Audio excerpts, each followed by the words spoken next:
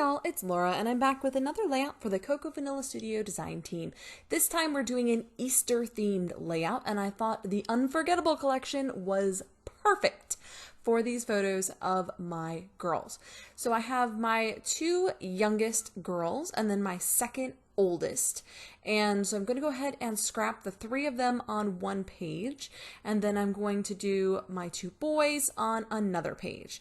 And that way I think the colors work better this way. So the pages will be sitting side by side in my album, but they will not coordinate and or match because the colors in those sets of photos are so wildly different that they really do not work well together. And sometimes you just have to look at it that way. You have to look at the color schemes in your photos. So for this layout, I had a photo with a heavy pink and purple theme, a little bit of navy, and I thought Unforgettable would fit the vibe perfectly. Now for my boys' photos, they have more of a blue, black, and pops of yellow and red, and so I'm going to be using No Limits later this month to scrap those two photos.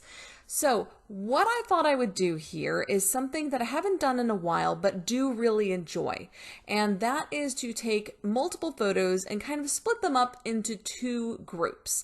And what this does is it removes the overwhelm from the page. So it can be kind of overwhelming when you have a lot of photos on a page, and especially if they're all grouped together, which I do very frequently. But these photos are pretty busy. My girls have a lot of colors happening in their outfits and in the gifts that they're opening from Easter morning, and so going with this two clusters of photos is a better option to make sure that they don't overwhelm the page. I also have a fairly busy background paper that I'm using as a base, and I wanted to bring in a little bit of this beautiful navy cardstock just for a little tiny bit of dark in between the beautiful mixed metery background and then that little green and white stripe underneath. So this provides a little bit of a boundary and a barrier between those two patterns. If you have trouble with pattern mixing, that's a little tip for you.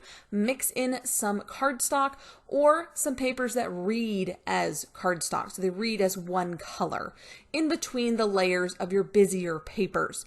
That'll make it a lot easier to get those patterns mixed to match together, layered behind your photos. Now, having these two clusters of photos can be handled a lot of different ways, but this is a fairly simple one. So I've created a horizontal line across the back of this background with my patterned paper, and then I've created a larger cluster on the left and a smaller cluster on the right. Now, depending on how many photos you're using, you could create two balanced clusters, and if you're going to do that, I would go in a diagonal with your balanced clusters. But if you're going to do two differently sized clusters, you can go in a horizontal or a vertical and they'll still work because there's enough variety between the two clusters to make them both interesting. Now, if you're familiar with my work, you know I do love a good frame, and I tend to use them as cut files. So just like a die cut or a cut file, I'm going to go ahead and back it with some beautiful patterned paper. And this time I went with not a script, it is typeface. So it is in fact a word paper, a text paper, but it is not a script. And I thought this was a nice contrast with this mixed metery background and with my photos, so it does stand out just a little bit on that busy background. But because it's black and white, it's providing a contrast without competition. And that's what we're going for with this layout, is we want a little bit of contrast, but not competition. So a lot of our clustering is going to involve these beautiful watercolor florals that are in the Unforgettable collection, and we're going to cluster them in such a way where they're adding to the layout but not distracting from it. When you're working with a very busy background, it is important to keep in mind that that busy background is going to be a big theme on the page. It's going to be a attention grabber on the page. And so you want to make sure that your embellishing is not going to take away from that background or compete with that background. We want the photos to stand out, which is partially why I'm putting them on this line. So you have this beautiful breath of fresh air in the white cardstock at the bottom that allows the photos to gain your attention and your focus because they contrast quite vividly from that white cardstock. But you also have this beautiful coloring in the background with this pattern paper, and that allows the photos to shine. Why do the photos shine? Well, one of the reasons that the photos shine is because I have matted them not only with white cardstock, but also with a nice bright teal paper from the A5 paper stack. While this color does exist in the background, so it does coordinate with our main pattern paper, it also contrasts our main color in that pattern paper. So the main color in that background pattern paper is of course pink and several shades of pink. And so by going with the tealy green, it is a nice contrast from that pink, which helps my photos to stand out and to draw your attention in, but it doesn't contrast so strongly with the background paper that it doesn't go together, because sometimes you can pick colors that clash if they're too contrasted. I find it a lot easier if you're unsure of what contrasting color to use to go with a neutral. So for example, if you have cool colors in the background of your layout, I would go with grays and blacks. Those will stand out and contrast to cool colors, but they do not clash. If you have a lot of warm colors in your background, I would use a wood grain, shades of brown, things like that. Those kind of color schemes, those creams, the neutral colors that will stand out from your warmer tones, but they don't clash. And that's the way I generally work with my color schemes, if you were curious. So now I'm going to be creating clusters at the top of my photos in this one. So I have a large cluster at the top left of the two photos on the left, and I'll have a smaller cluster on top of the photo at the right. Now, I don't normally do a ton of clustering on top of my photos, and that's part of why I was excited to do this layout, to do something a little bit different and to experiment. I'm a big fan of experimenting with my creativity. Now, some of the ways that I do that is to simply just pick a collection and some photos and go for it, see what happens. Doesn't mean I'm going to love what happens, but if you wait to tape everything down until you're pretty sure you like it, that's usually a pretty good way to experiment. Another way to experiment is to try different styles. So I do a lot of experimenting with scrap lifts. I do a scrap lift Sunday on my own channel and lift somebody else's styles, often someone's style who is very different from mine. And trying out those techniques, trying out that style can often teach me new things, and it also lets me see if I want to add some of those techniques to my own repertoire. That's where I've picked up a lot of the tips and tricks that I use is just from experimentation. So don't be afraid to make a mistake. If you don't glue it down, you haven't committed to it. Quite often I will decide where my photos are going to go, do a very simple background, and then go wild with embellishing. You can do that too. You don't have to have a very complicated background in order to create a beautiful layout. You can go very simple with your background and use your embellishing to add the detailing, to add the layering, to add that style. And that's exactly what we're doing with this layout. Very simple horizontal background. We've got a nice 6-inch piece of this beautiful pattern paper and then 2 1/4-inch strips underneath that are going to add a little bit of definition and kind of a shelf design to the background. I'm a very linear scrapper when I start. Now my layouts tend to get much more whimsical as I go and as I embellish, but when I begin, I tend to like a nice firm structure. I love, love, love a good shelf, a good layering piece. I love a good horizontal and vertical background.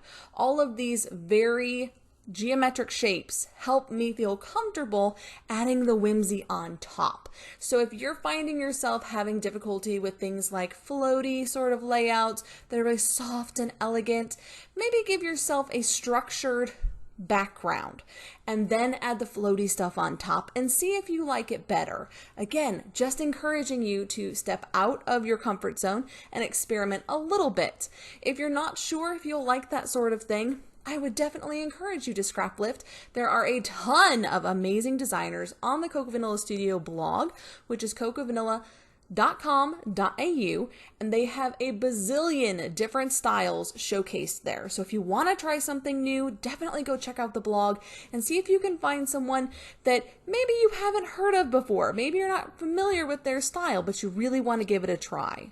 Another great option is to use a sketch. Now, I don't use sketches super often, but occasionally I build sketches from layouts that I've made. And that allows me to replicate that layout a little bit later without getting distracted by all of the beautiful things that are actually on the layout. For example, this particular layout.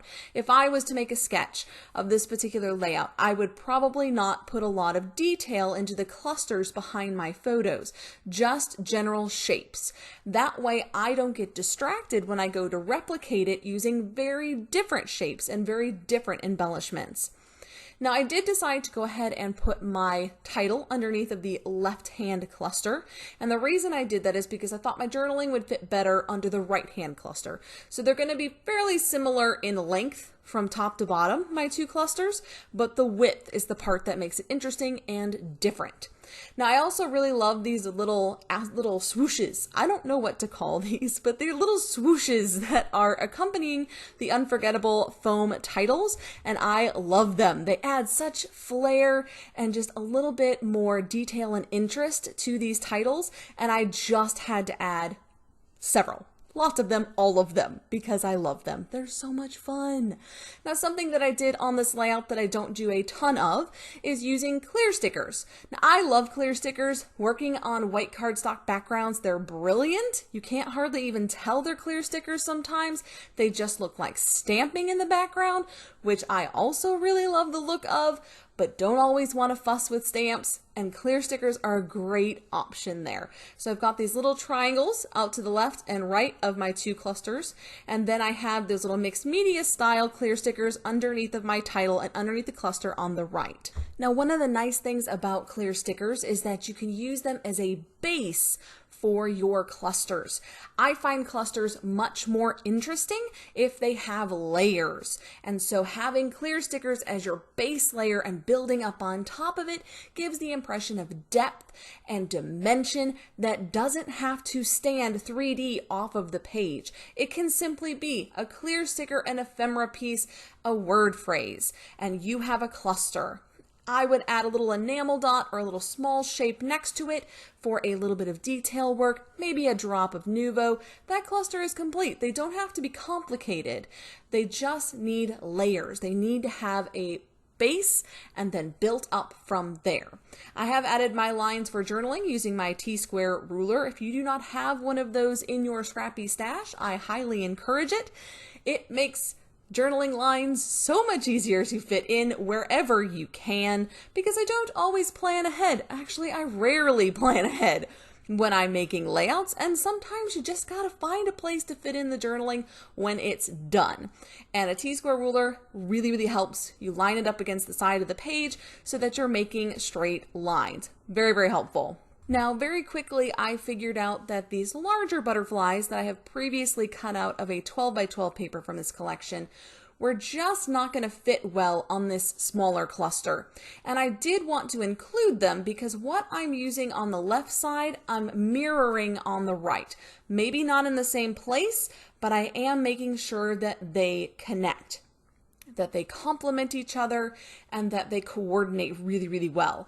And so I have a camera at the top left at the apex of my two photos on the left. I have a camera at the bottom right of that single photo.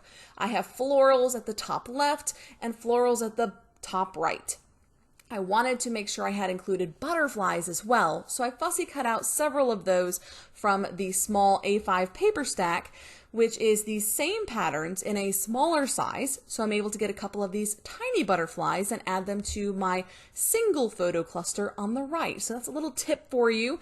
If you're finding florals and butterflies that are just a little bit too big from your fussy cutting, check the A5 paper stack, because more often than not, there's a smaller version in there you can also fussy cut.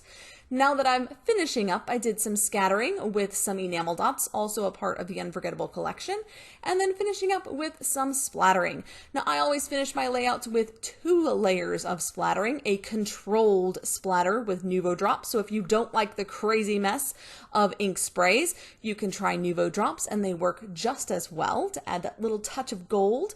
And then coming in with some Heidi Swapp Color Shine, which is my go-to gold ink spray, on my last bottle, so I'm gonna have to find a replacement, but I really like the way this splatter just finishes off a layout. That's it for this one, guys. I hope you've enjoyed it. Until next time, bye y'all.